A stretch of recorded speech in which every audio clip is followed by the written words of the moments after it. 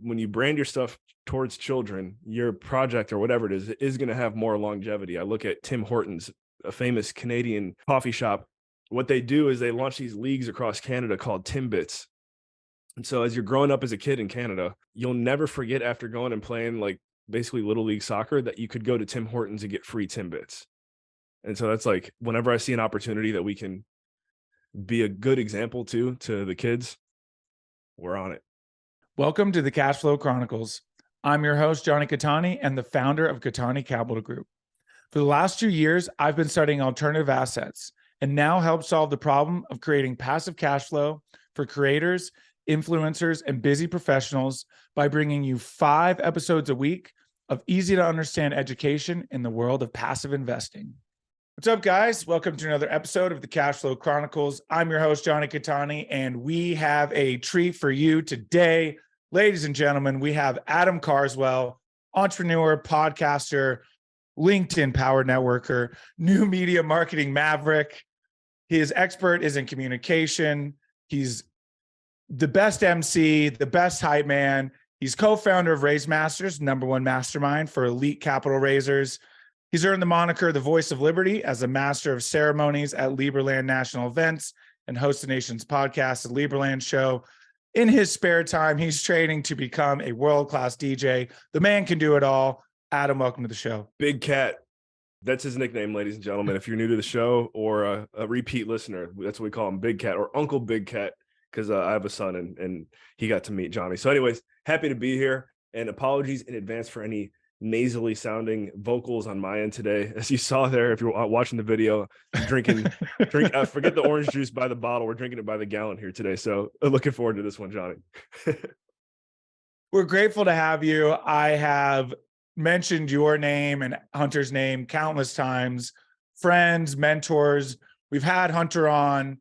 I mentioned that, since I pressed record on my first episode, I've been looking forward to having you guys on.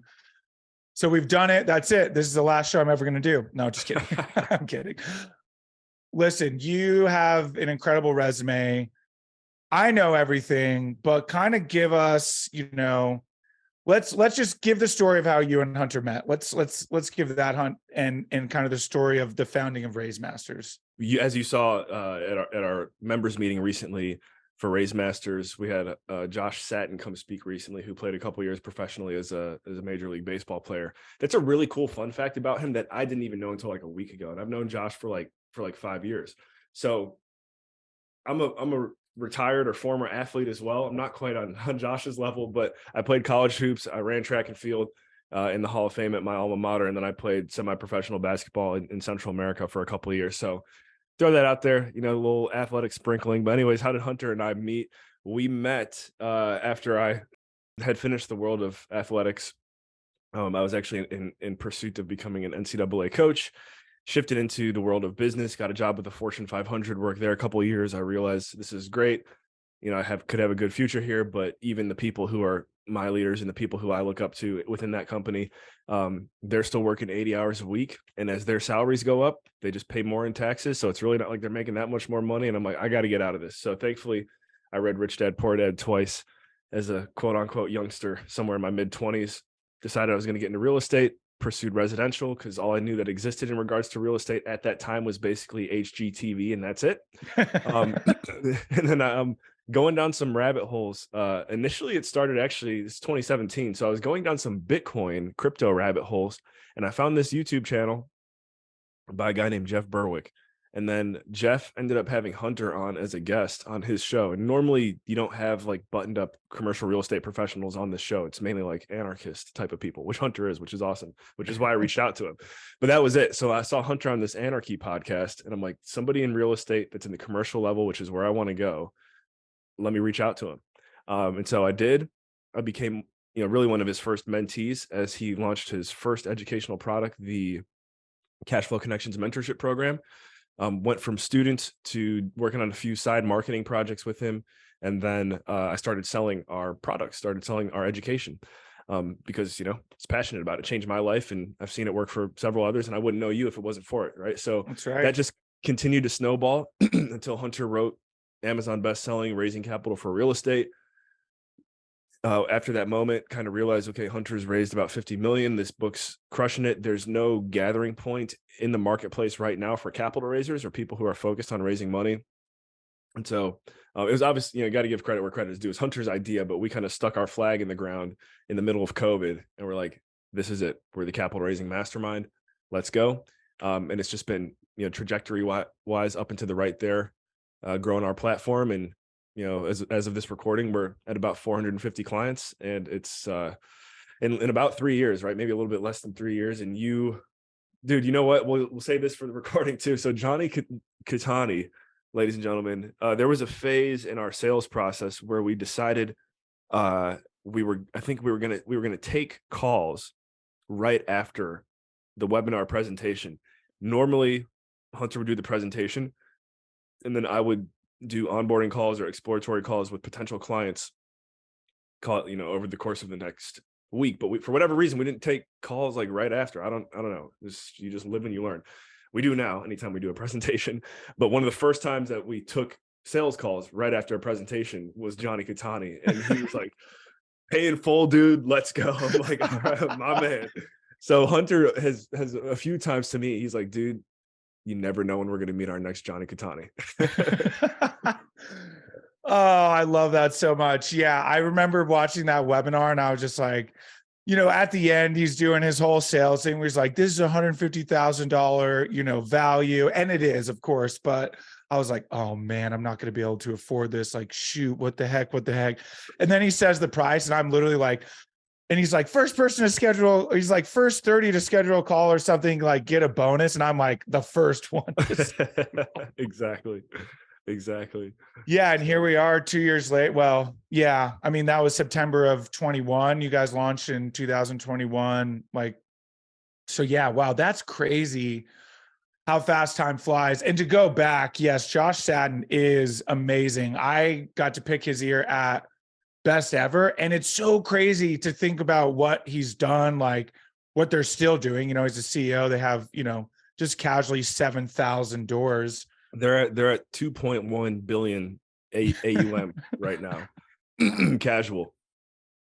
Oh man, that's insane. And he's just the most down-to-earth guy. Like you would never know he was a professional baseball player. Yeah, great guy.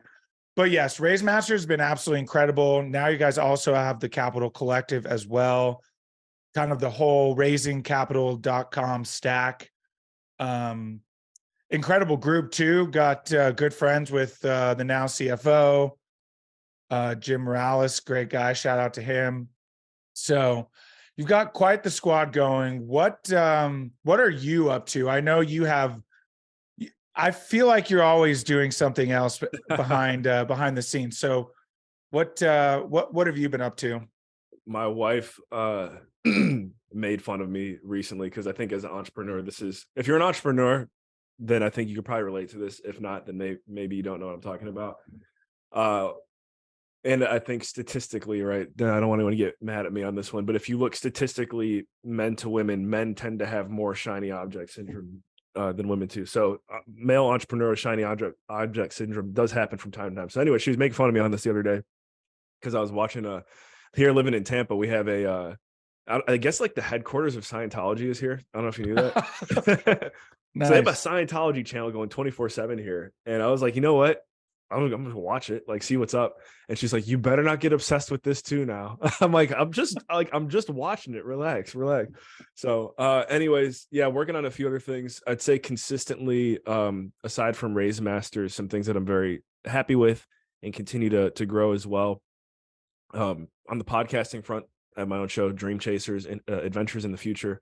That's been a lot of fun, I'd say, within the past year, because I shifted from doing a lot of what we're doing now, interview style, to just solo cast. And I know you've kind of flourished recently with some of the solo cast format. Personally, I just like it a lot because I can get a lot more, a lot more done in a lot less time. So we just passed 300 episodes there.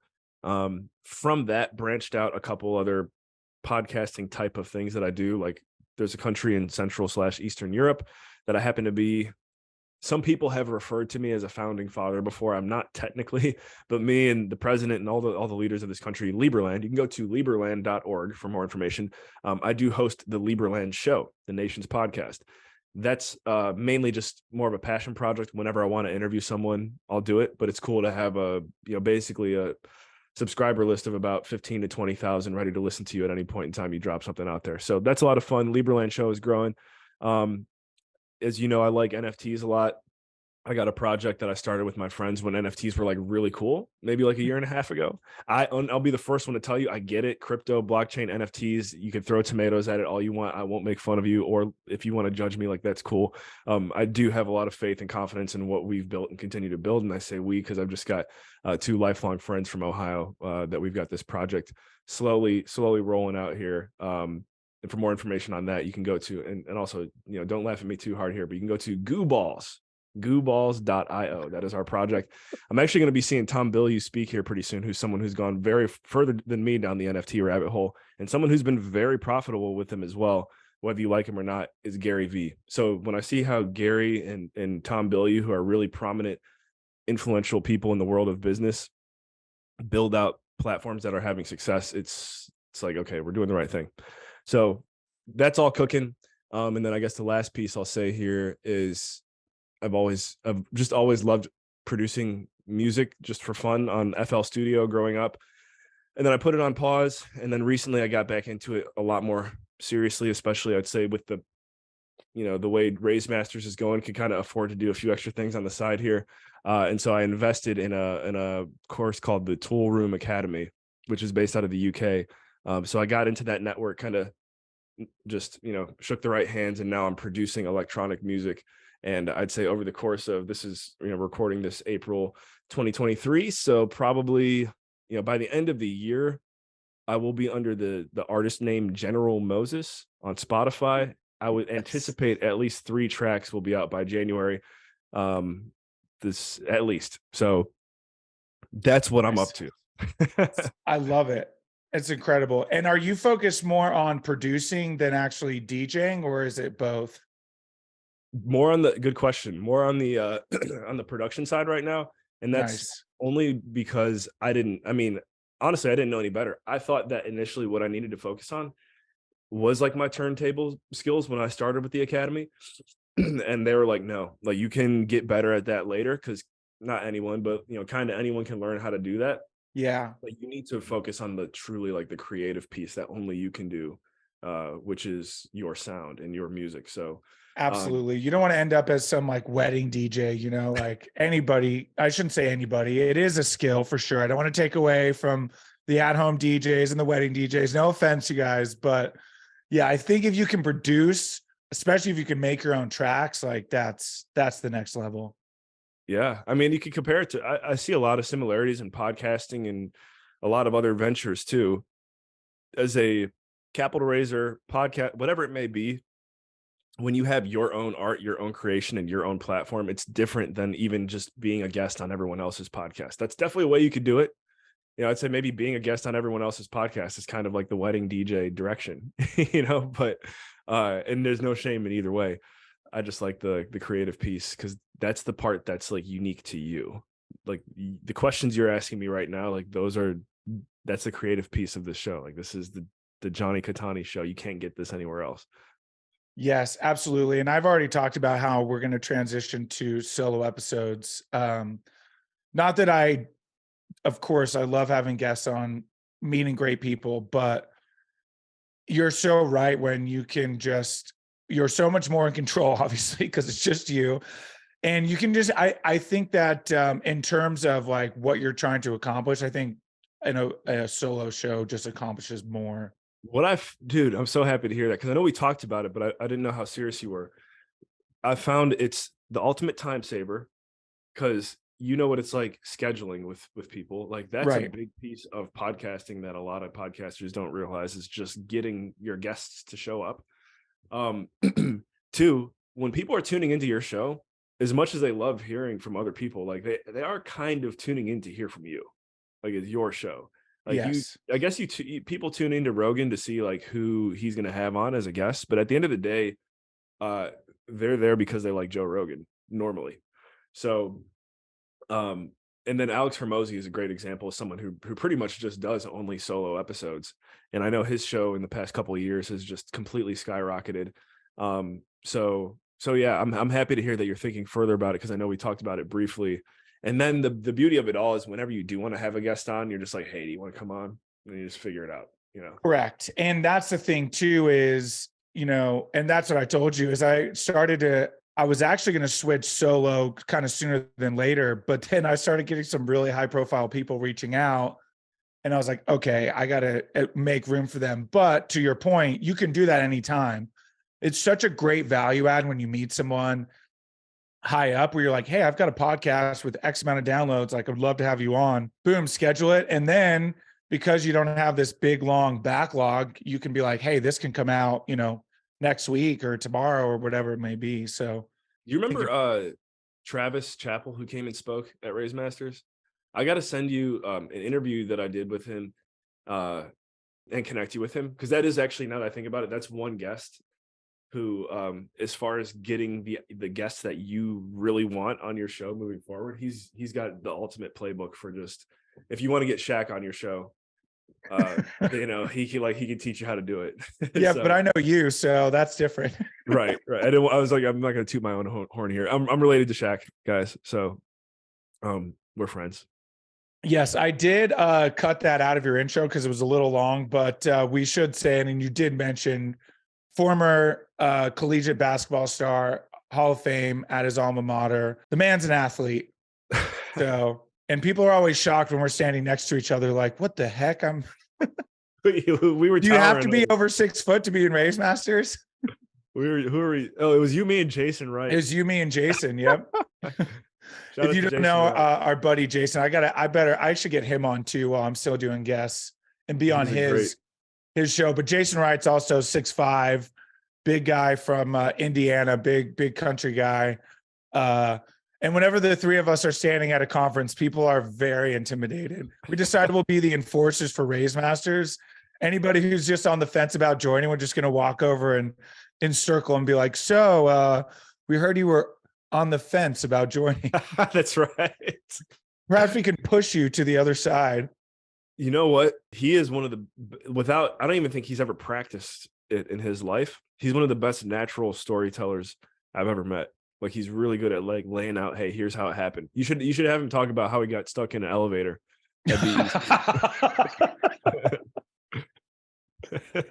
Oh man.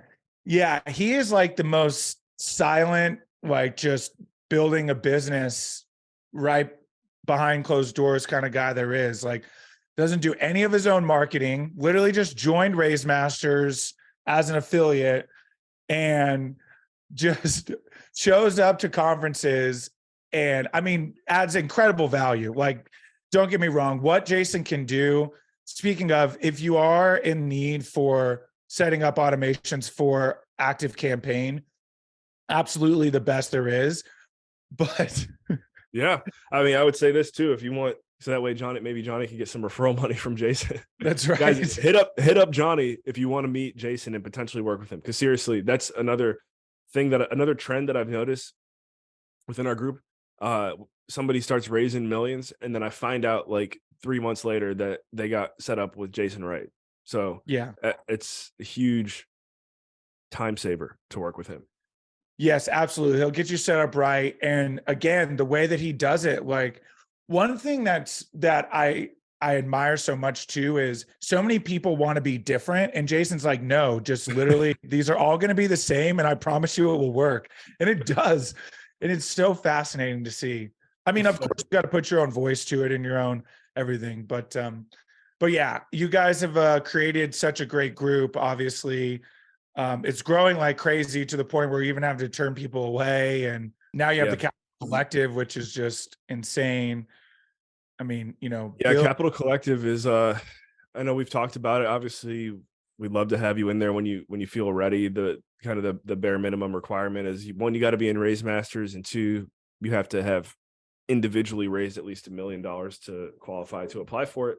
And seats are limited. So it's 30 out of 30 clients in Capital Collective right now. We're going to reopen the doors in the fall, definitely next winter at our conference as well. So to be honest, Yeah. I don't know. I'm pretty sure we're actually, that one is one that we're capping at 50. Just because it requires the most direct one-on-one time from Hunter. So Yeah, I imagine that requires a lot. And oh, by the way, you get to go on trips like to Cabo if you're in Capital dude, Collective. you should just like crash it. You just fly down to Cabo. Hey, yo, Johnny's here.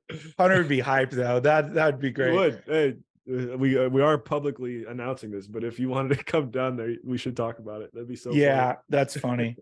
Yes, and of course, RaiseMasters has their own trips too. That's how Adam and I first met. Was in gorgeous Austin, Texas.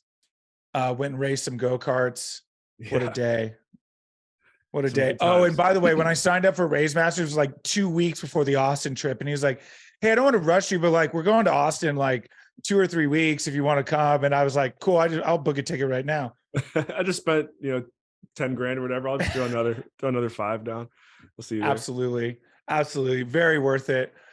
Well, okay, so you're headed to New York now. Is this for you guys, or this is it's your conference specifically, or this is like a whole NFT crypto conference? Yep, so it is an NFT conference. It's called NFT NYC. The website is nft.nyc. Yeah, we're just going there to network, meet people. However, on Saturday, and maybe I invited you to this. This is probably we'll do it again next year. So here you guys go. Yes, mark me down for next year. Yeah, it's so our project is called Goo Balls, and so we're throwing a party called Goo Con, like conference or concert. We don't Nice. know, whatever you want to call it. And it's called Goo Con. It's going down on April 15th in New York City this year. So next year, I'll be we'll there. we'll For get you sure. the dates. But yeah, so Can you we're tell us going. about the project? Yeah, so the main thing is like my buddies and I, we started streaming on another platform called Meta Collect, and that was mainly just to, one, because it was fun. Like we would just play, like, honestly, just stream games with like a live audience, and these are my friends from childhood, so it was a great way for us to catch up and like kind of make it profitable at the same time. And then after we did a few streams on this other platform, and by a few I mean like maybe 6 months of streaming, we're like, all right, we just need to like launch our own channel. And right around the time that we launched our own channel, something just transpired in the live chat on Twitch, really, where my buddy, who's an artist, a graphic designer, he created an avatar for himself. It was this little like cartoon animated looking, it looked like a little goo ball. And so someone in the chat was like, hey, Chetty, can you make me a little goo ball for my Twitter too? And when the person in the chat said, can you make me a little goo ball, like everyone started laughing. We just thought that was the funniest thing ever. And they're like, wait a second, why don't we have Chetty create a goo ball live on stream every week? That's an NFT, is whatever, a piece of a picture, a piece of art, a JPEG. And so that's what we started doing. So every week Chetty will go live, we'll take information from the audience on what the goo ball should look like, and then it goes on auction for 7 days, so that way the auction ends the next week when we do our stream. We stream every Monday night, 9 p.m. EST on Twitch. Just again, go to our website, gooballs.io, if you want to check it out. But so anyways, it's just continue to snowball. And then now we have, probably somewhere between 75 to 100 assets out there on the blockchain, and people who purchase the art. Basically what you're doing in NFTs, and this isn't every project, but what I've observed is you're basically buying into a community when you buy the art. Bored Ape Yacht Club being probably one of the most popular ones. As an example, Steph Curry plays for the Golden State Warriors, dropped like $250,000 to buy one. I know this can sound crazy to, like, I feel like a lot of people, but people are willing to pay hundreds of thousands of dollars for this art to be a part of these communities. And so that's the kind of the vision and the trajectory that we have, mainly keeping the having fun the priority, because this isn't necessarily something that we need, but we happen to be having fun and building a community at the same time, and it is becoming profitable along the way. So what is Goo Balls? That's really about it. We have a few games within our blockchain where you can do what's called staking. So if you own a Goo Ball, you can stake it on a platform, and then you earn points in this little game called Wombat Dungeon. And that just came from like networking and getting to know people in our circle. So I'm sure as we grow in blockchain and all the NFT stuff continues to grow, we'll find other projects to kind of partner with, who want to leverage our branding or whatever it may be. And that's it. That's it. And That's this is real too, not like Logan Paul's debacle where nothing even came to fruition. Yeah, in our network, and just when I'm talking to anyone about crypto, blockchain, NFTs, I'm not gonna like. There's the elephant in the room is there's a lot of scammers and like just crappy people out there that you don't want to do business with. The beauty of that is if you are someone with integrity and you really are out there and you actually do care about your people, as long as you're consistent, you can go pretty far. And so we've been doing this for a little over a year now, and it's starting to see what being good people does for you, especially in blockchain. So we're just going to keep hammering, and we'll let the Logan Pauls and all those people, do what they want to do. But it's it's the wild, wild west. I think back, when the US was being formed, people knew if you went to the Wild West, you could become rich, but you could also get shot. So like that's the reality of the Not situation. quite that intense, but exactly. Yeah. I love it. That's awesome. Well, it sounds amazing. I definitely want to check it out. Always love seeing what you're up to. We've done a couple streams together. You were a guest on the Twitch stream like way back. That's right. Way back. Yep, way back. That's awesome to see you guys are still going and have created the goo balls. What are they? Just any art? Like you just take like if you go to the website, it'll start making a lot more sense. But I'm starting to realize this too. We probably got to get you got to buy one. You got to get you in there. They vary too. Like we've sold some for literally like $5, $10, $20. We've sold some for like in the hundreds, thousands. So not hundreds of thousands yet, but like up that direction. So I see. Okay, so just little characters. Nice. Yeah. And that's what they were. We anticipate, because a lot of the NFT projects that really start to take off are ones that craft a good story behind the art, meaning like the legend of goo balls or whatever. So we think we're very well positioned for like a comic book or a kids show or whatever when the time is right, based on what the art looks like. I mean, I'm a dad now, so I'm about that life, and there is something about going, when you brand your stuff towards children, your project or whatever it is going to have more longevity. I look at Tim Hortons, a famous Canadian coffee shop. What they do is they launch these leagues across Canada called Timbits. And so as you're growing up as a kid in Canada, you'll never forget, after going and playing like basically little league soccer, that you could go to Tim Hortons and get free Timbits. And so that's like, whenever I see an opportunity that we can be a good example to the kids, we're on it. Look at you, just a shining example for the kids. I love it. I mean, I do my best. I'm not going to sit here and say I'm perfect. So I love it. That's awesome. Well, unfortunately, Adam does have to part ways with us. He is a very busy man, and we're very grateful for his time. So we're going to jump to the final 5. First question: best advice you've gotten from a mentor? Don't quit. I know it's kind of plain, but I would say from my father and several other mentors, like you can't lose if you don't quit. I love that. That's a fact. What is it about your career that makes you feel like you're fulfilling your why? Everything that we really spoke about here today. Meaning, I mean, I understand the logic behind, maybe the one thing or whatever, but I feel like my life has just been loaded with so many experiences because of the different avenues I've chose to go and learn, and everything's pretty good. So I'm going to keep doing everything we talked about. Being diverse in what you do as an entrepreneur. I love it. That's awesome. Favorite non-real estate or investment related book? The Way of the Superior Man by David Data. Nice. That's a great one. That's been on my list. I need to read it. If you could have any superpower, what would it be? Flying fast. Yes, absolutely. Flying, that's mine too. No question. Cool. What's the best way for people to get a hold of you and learn more? Best way? I'll give you 2. LinkedIn always is a good one. Connect with me on LinkedIn. Number 2, that's another one. I've been working on this one for a while. I've been writing a book for like the last 2 years. We're finally see the light at the end of the tunnel. Nice. So the book will be out. I was hoping by the time we record this, it's not yet. So by the end of the year, it'll be ready. And if you want updates on the book, go to my website, carswell.io, and drop your email in there. And that's always the best way to keep in touch. And then once you're on my email list too, like if you ever respond to the outbound ones, it comes back to me. So get on my email list and hit me up on LinkedIn. Beautiful. We'll link it in the show notes, make it super easy. My man, Adam Carswell, you are the man. I appreciate you always. Thank you. Big Cat, thank you for having me. And I look forward to the next time we kick it. Thank you again for tuning in. Who do you know that wants more cash flow?